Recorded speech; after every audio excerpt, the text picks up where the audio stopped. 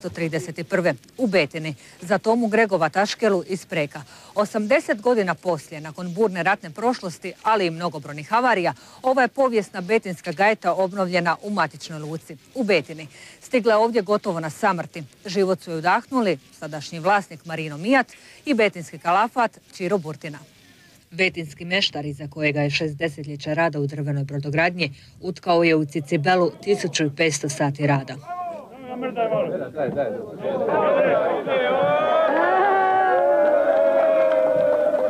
Prije nego što je uskrsnula, Cicibela se jedva održavala na površini u Zadarskoj foši. U škver Čire Burtine stigla je ranjena, poplavljena, na samrti. Bila je zalivena sa tonom betona i puštala je na dan 100 do 200 litara mora. I strašno je izgledala. U materijalu je, kazuje kalafat Čiro, ostala tek petina od starog broda. Potrošio je betinski meštar, tek koju godinu mlađe od gajete na kojoj je radio 547 dana, 8 kubika drva. Uglavnom su rebra mijenjala i to smo gospodarje tražili i to da bude samci komad. Pa sam ga slao u Bukoviću gori po pravnim kotarima da siđe samce. Sami se tako brise i hraste male. I od toga smo pravili rebra. Cicibela danas opet latinskim jedrom lovi svaki reful maestrala, za što bržu plavu brazdu. Nekoć je ovo bio brod dalmatinskih ribara i težaka i dalmatinskih ratnika u onom velikom Drugom svjetskom ratu.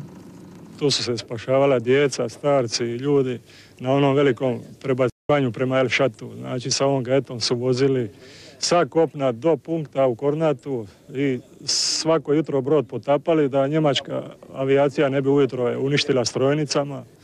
I navečer opet pajali, svi složno i opet po novu turu zbijega. I eto, oni su sjedili na ovima rebrima na kojima sad i mi se vozimo. Cicibela je posebna lijepa zato što je, ajmo reći, jedina koja je ostala iz onoga doba. Lipa gajeta, starinska, baš za hidro rađena. Nema kad se gleda, lipa i gotovo.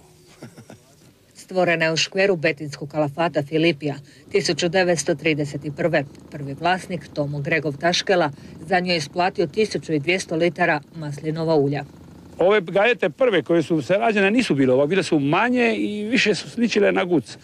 Znači, oštrija, prova i krma. Međutim, poslije su se ovi brodovi ovakvi radili samo zbog toga, zbog prevoza tereta i ljudi, normalno. Tu je moglo stati neka možda 20 ljudi i još koji tovar se usput ukrca i tako. Brod dobre kobi, kako Cicibeli tepaju, ima karakter i dušu, kaže njezin uskrisitelj.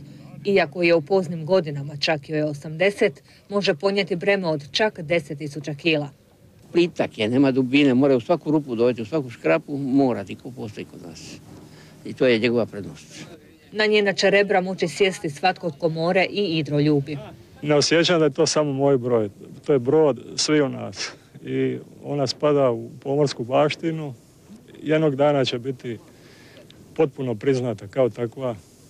Protiv povijesti se ne može. Na godinu će 80-ljetna stara betinska gajeta odrišiti konope, iz betinskog se porta otisnuti put Bresta, pokazati se svitu.